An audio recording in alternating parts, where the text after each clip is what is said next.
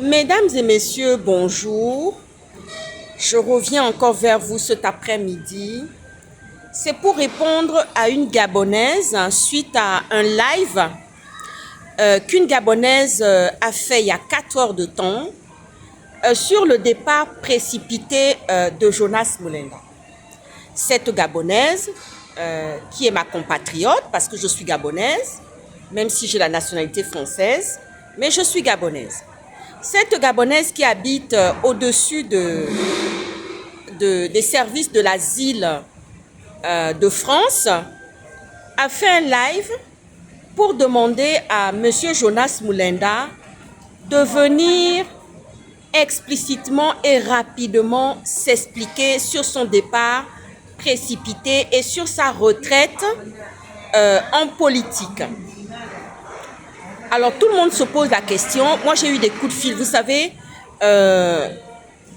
Oui, Mélissa, ramène la voiture, s'il te plaît. Ramène la voiture parce que je vais répondre point par point. Alors, je vais répondre à cette Gabonaise qu'elle arrête de diffuser la peur.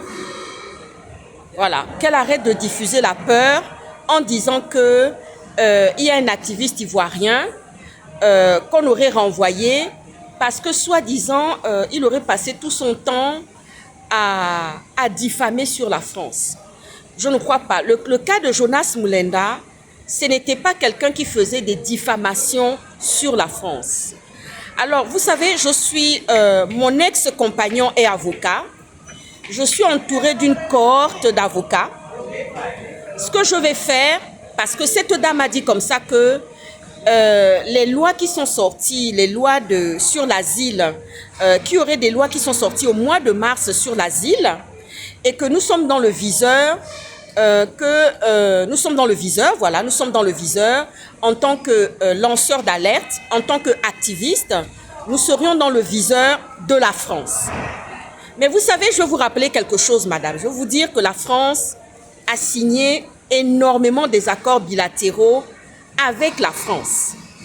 La France ne peut pas aujourd'hui se targuer de renvoyer les demandeurs d'asile ou les réfugiés d'asile parce que ça fait partie de son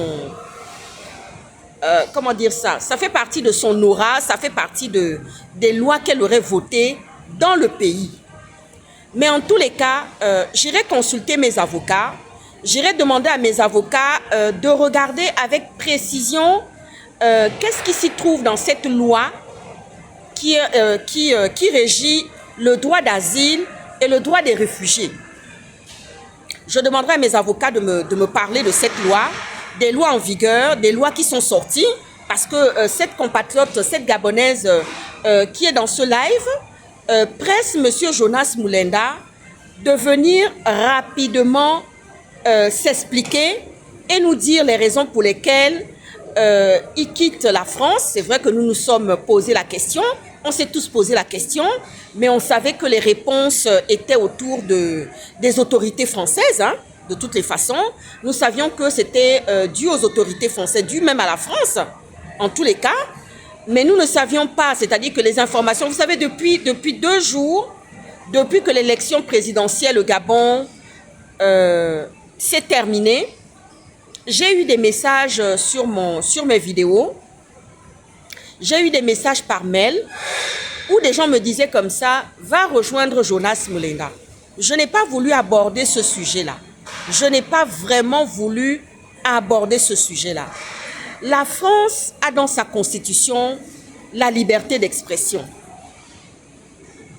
Ah oui. La France a dans sa liberté, a dans sa constitution, elle a voté dans sa constitution la liberté d'expression. Donc aujourd'hui, elle ne peut pas venir sortir des lois scélérates. Nous savons qu'il y a des lois scélérates. Nous savons que la droite menace de venir au pouvoir et de venir chasser les immigrés, chasser les étrangers, alors que quand elle est en Afrique, la France se sert énormément en Afrique. Mais qu'est-ce que la France veut nous faire payer? Il y a 3 pays du Sahel qui sont sortis de la protection et des intérêts de la France. Elle a demandé sa souveraineté totale. il y a le Burkina Faso, il y a le Niger et il y a le Mali. Mais nous ne pouvons pas payer ça, c'est-à-dire qu'on nous fait payer, étant donné, il y a aussi le Sénégal qui est en train de le faire, justement. Mais la France ne va pas nous faire payer, justement, sa mauvaise gestion, sa mauvaise politique et demander aux réfugiés de quitter la France. Nous sommes que des boucs émissaires dans cette histoire. Alors, madame, quand je vous entends dire comme ça que nous sommes tous dans le viseur, non, on n'est pas tous dans le viseur, madame. La France a voté dans la Constitution la liberté d'expression. C'est pas ça, madame? C'est ça, non? Ah bon, alors j'ai une Française qui est à côté pendant que je suis en train de faire mon interview vidéo. Ben oui, la France a voté dans sa Constitution la liberté d'expression, chère à mon papa. Donc au jour d'aujourd'hui, nous voulons que M. Jonas Moulenda vienne nous dire la vérité, qu'il sorte pour nous dire la vérité réellement. Parce que je sais que cette dame ne va pas s'arrêter à ce live-là, elle va sortir encore un autre live.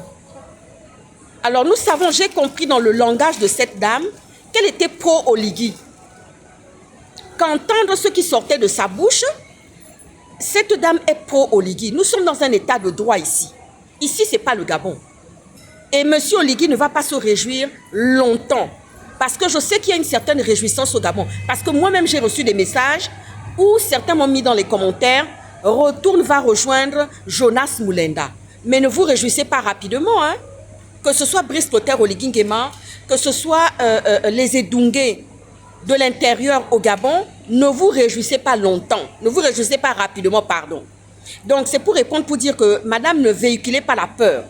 Ne mettez pas la peur, ne véhiculez pas la peur en disant « Oui, tout le monde est dans le viseur, nous sommes tous visés. » Nous ne sommes pas tous visés et nous ne sommes pas égaux, nous ne sommes pas tous sur le même piédestal en France.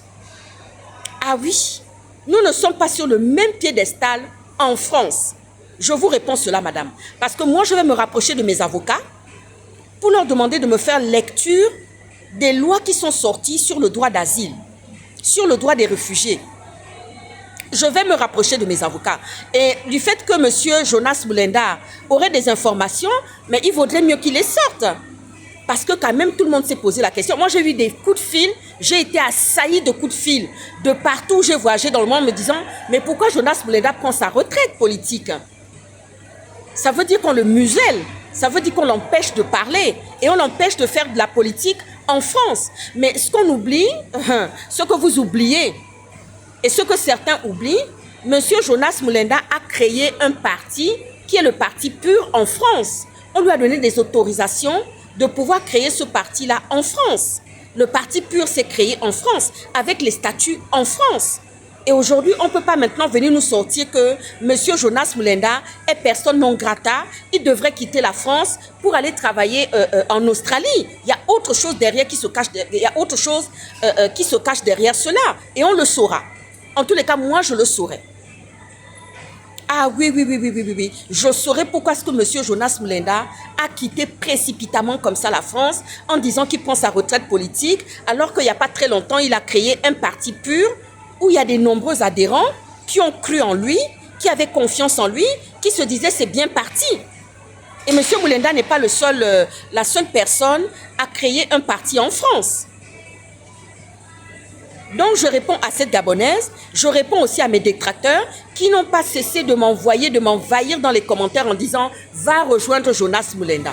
Je n'ai pas besoin d'aller rejoindre Jonas Moulenda. Vous savez, quand je faisais mon combat, le combat que je mène là, je ne le mène pas pour Jonas Moulenda. Je le mène à mon âme et conscience. Voyez-vous? Et Jonas Moulenda est journaliste comme mon papa. Et c'est quelqu'un que je défendais énormément.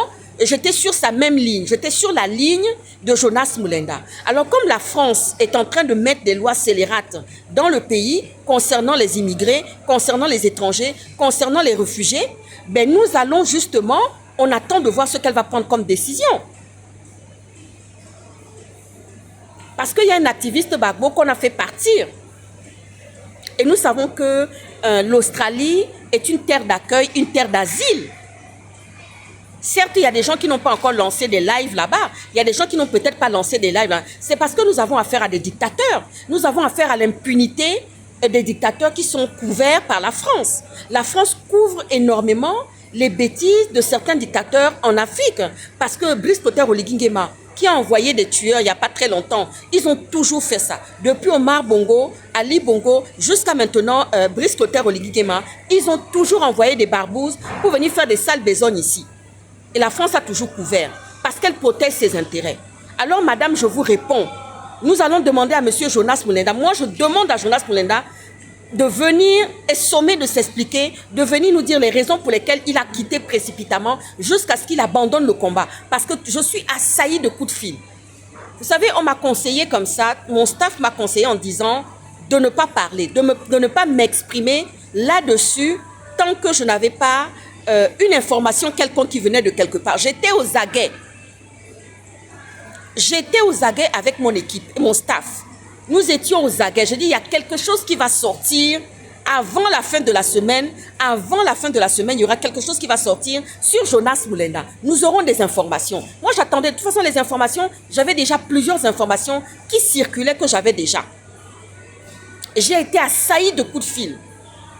Des amis qui m'appelaient de partout du monde entier, des États-Unis. Pourquoi Jonas Moulenda arrête subitement, prend sa retraite politique?